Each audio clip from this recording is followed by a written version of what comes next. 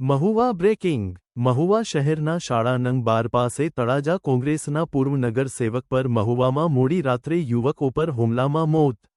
તળાજાના પૂર્વ નગરસેવક સુનિલ ચૌહાણ પર જીવલેણ હુમલો અજાણ્યા શખ્સે કર્યો હતો.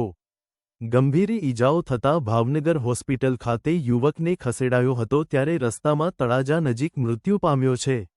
મહુવામાં મોડી રાત્રે યુવક પર છરીના ઘા ઝીંકી જીવલેણ હુમલો કરવામાં આવ્યો હતો. યુવક પર હુમલો થતાં મહુવાનો પોલીસ સ્ટાફ તાત્કાલિક ઘટના સ્થળે દોડી જઈને યુવકને મહુવાની હનુમત હોસ્પિટલ ખાતે ખસેડવામાં આવ્યો હતો. જ્યારે યુવકને ગંભીર ઈજા થતાં તાત્કાલિક ભાવનગર હોસ્પિટલ ખાતે વધુ સારવાર માટે ખસેડવામાં આવ્યા હતો પણ તળાજા નજીક પહોંચતા મૃત્યુ નિપજ્યું.